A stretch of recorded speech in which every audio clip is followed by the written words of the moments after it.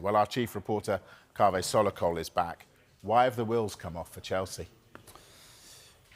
Good question. Look, it's undeniable Chelsea are in a bad run of form at the moment. Just 2 months ago, they were second in the Premier League. People were talking about them being title contenders. Enzo Maresca totally downplayed that. I think since then, their form hasn't been great. Some of their main players have been out of form. I think one of the main reasons for this bad patch is injuries. If you look at it, Enzo Maresca is without, I think, around 8 first-team players at the moment. Players like Fofana, Jackson, Lavia, Chalobah is going to be out as well. And the other important thing to remember is that Chelsea have a very young, developing squad. And when you are dealing with young players, they are always going to go through periods when they lose their form. So I think nobody at Chelsea is hitting the panic button at the moment. Yes, everybody at the club accepts that performances and results haven't been good enough. I think the performance against Aston Villa was improved. They did end up losing that game, but that was really because the goalkeeper made a mistake right at the end of the match. But I think Enzo Maresca knows that the target is to qualify for the Champions League.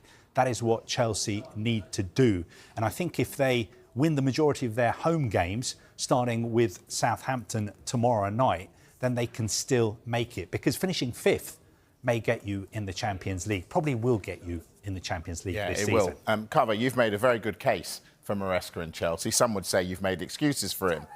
Are the Chelsea fans buying that, though? Right, so you want me to put the other side of the argument? I do. The other side of the argument, I can actually put that quite well, because I know a lot of Chelsea supporters, and the majority of them are very unhappy at the moment.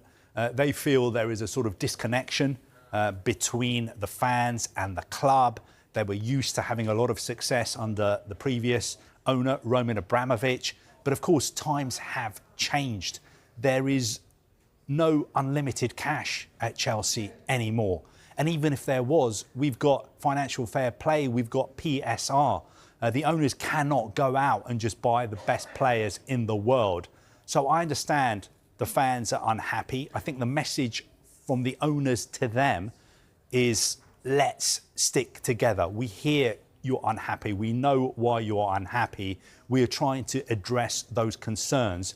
But we have a very, very young squad at the moment, and it's very important that you don't turn on the players.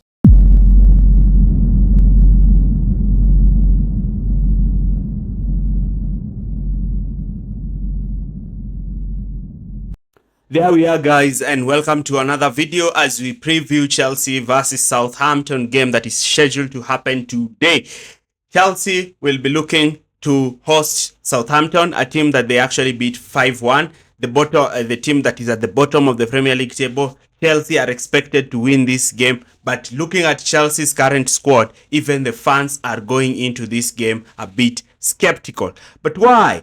There's also a huge thing that is going to happen today before the game, as Chelsea fans are set to take their time to protest against BlueCo. Chelsea fans are raising legitimate concerns with regards to how the club is being run, the lack of ambition from the board, the model that the club is actually employing, which is signing a bunch of young players so that they can resell them at a high value, jeopardizing the overall growth, development of the team. They do not have the correct balance. Remember, Chelsea have the youngest average age for a squad in the Premier League. And this is being exposed, especially when Chelsea are actually going through a difficult time. The only experienced player who has signed is Tosin Adarabioyo this season with Pedro Neto, but you can see the key core of the team is young players who are inexperienced. There is no Thiago Silva or Azpilicueta or Rudigers to lead the team. And the fans are also going to question the poor signings that have been made by the board when it comes to the goalkeeping situation, to the striker situation, and also the overall running of the club. Now, before we even continue on that, remember Chelsea played Aston Villa. Recently, I have done a detailed analysis analyzing that game, talking about that game, talking at the weaknesses that Chelsea faced in that game. That video is in my timeline. That video, you're going to find it at the end of this video. Click it, watch it, get our perspective of what has actually happened at Chelsea Football Club. And let's move directly to Maresca's press conference. And the first thing that Maresca talked about in his press conference was Cole Palmer. The question about Cole Palmer's form, the question about how Cole Palmer and why he never wanted the team to heavily rely on Cole Palmer. The statistics indicate that Cole Palmer, yes, has the same average expected goals as he had in the beginning of the season. In fact, he had a better assist XG, meaning that the Chelsea players are not capitalizing on what Cole Palmer is doing. So the numbers are on Cole Palmer's side. Out of 4.4 chances created, players have only scored 0 goals. Again, the question about the goalkeeper was asked, where he emphatically defended Jorgensen. But again, the question is, some things you cannot even blame on Enzo Maresca, because he's not the player who signed these 2 goalkeepers. How can a club sign 2 goalkeepers and both of those goalkeepers are poor? So those are the things that Enzo Maresca is heavily relying upon. And now we move to try and look at the lineup, because as much as we want to blame Enzo Maresca, he's not the person who put himself in this situation. It is now looking likely that Chelsea might even finish with fewer points than they did last season. Yes, that's actually a possibility. Wow. Let's look at some stats that we found from the previous game. Now, looking at the previous game, you notice that Chelsea actually created 2 goal-scoring opportunities. But the problem is that they let Aston Villa have 3 goal-scoring opportunities. So you're finding a situation where even when Chelsea are scoring goals, they're creating chances, they are still leaky at the back. What is the lineup? So again, Jorgensen is expected to start in goal. Is there any difference between him and Sanchez? He's probably better on the ball, but poor at shot stopping. Sanchez is terrible on the ball, better at shot stopping. So that's what you have at Chelsea. Signed 8 goalkeepers, none of them is good enough. Moving up to the defenders have retained the back 3, James, Tosin, and Colwill. Again, we just need defensive solidity. But again, we tried to play with the back 3. We had a worse XGA. So I really don't know. Oh, is it a lack of confidence? It is a lack of experience in the team. We move on to the midfield, and we have the midfield 3, in the midfield 4, Gusto and Cucurella in the wide areas, Caicedo and Enzo in those central positions. But in my tactics, the way I would position is that Cucurella will play as an inverted wing back, while Enzo will push forward and Gusto will generate width down the right, so that Palmer can start as a right winger looking to cut in. That's an option for Chelsea. Then Palmer playing behind. Palmer playing down the right hand side. That is where I've decided to play him as a right inside forward, looking to cut in and looking to create and occupy those central positions. I don't want to see Palmer playing as that false 9. Palmer is not a false 9, and we even saw it in Pochettino's time. And we can have Neto leading the line with Tyreek George. Sorry, I did not include him here. Tyreek George playing down the left, because Nkunku offers nothing without the ball. Nkunku just has a terrible body language when it comes to the on-the-pitch kind of performances and scenarios, and however the team is coordinating itself for the pitch. So let me look at my lineup and show you. So this is my lineup.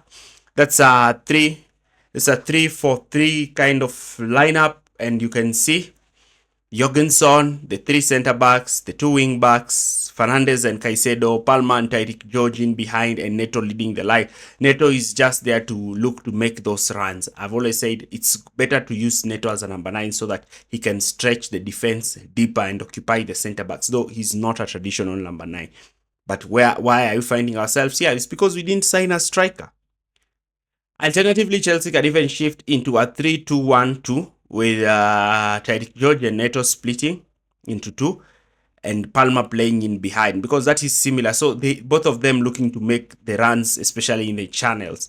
But is that the way Tyreek George plays? No, Tyreek George is more of a touchline kind of winger. This can be aided by both wing backs pushing forward and looking to generate the width for Chelsea on either side.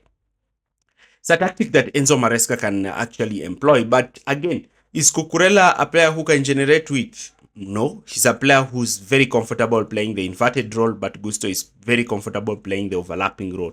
So in a structured position, that would make Chelsea to have two players looking to attack the diagonal areas and the wing backs looking to generate the width. But looking at the model and the structure and the playing abilities of the wing backs, is it quite fashionable for this to happen? No.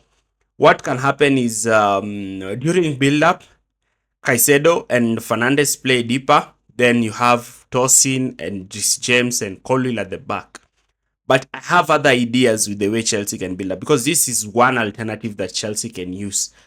But again, it denies them that numerical advantage in midfield and also does not position them well in attack. So one way Chelsea can do this is by swapping, by having Cucurella come in field and Tyreek George moving to the wide areas, because Tyreek George plays more like a touchline kind of a winger who receives the ball in the touchline and look to drive forward, because you can see Sancho is out of form, terribly out of form, and you can see the problem that Chelsea have. Then you can have Cucurella and Enzo Fernandez exchanging positions. So Cucurella playing deeper, and it's trying to recreate something that Mauricio Pochettino created for Chelsea. Remember what Pochettino created for Chelsea towards the latter stages of the season, pairing Caicedo and Cucurella in that midfield. And I don't know why Maresca has not done that, because when you pair Caicedo and Cucurella in that midfield together with the backline, you're able to give Chelsea that solid block of 5, which is defending. Something that Pochettino did in the latter stages of last season. Remember how he used Cucurella and how Chelsea's fortunes stand? It's something that you can actually employ this season. Then you can have both Fernandez and Palma occupying the half space, with Neto looking to hold the line, Tyreek George and Malo Gusto looking to generate the width for Chelsea, so that Chelsea can have that numerical advantage during build-up that they normally want to have. And defensively is also very important. Chelsea can move into a 4-4-2 with now Gusto being used as a pseudo right winger. That is one way that can be deployed. Also, you can even decide to start Jadon Sancho as a right winger ahead of Gusto. And probably Sancho does perform well as a right winger. Probably it's something that Enzo Maresca can do. He is the manager. He has to come up with a solution. Now, in a normal footballing world, Chelsea should be guaranteed of 3 points today, and they should be guaranteed of 3 points at home against Leicester. But we don't know the confidence of this Chelsea team. We don't know what to expect from this Chelsea team. And this is becoming a problem. Chelsea were just 2 points off the top game week 16 before they played Everton. Chelsea are now 21 points off the top. That is really shocking. If Chelsea just got 20 points from that position, Chelsea would be probably even top of the league. But here we are. Chelsea is now looking like a mess at the club. The recruitment has been exposed. The poor leadership by the managers has been exposed. The sporting directors have been exposed. The ownership has been exposed. And today, if Chelsea fail to win, the atmosphere at Stamford Bridge will be very, very toxic. The owners are yet to understand the kind of fan base they are dealing with, because Chelsea's fan base is one of the most toxic fan bases that you can ever come across. And Maresca is just about to find out how ruthless Chelsea fans can be. What do you think about the protest today? What do you think? What is your prediction for the scoreline? I think Chelsea might actually win this game. Thanks for watching, and see you in our next video.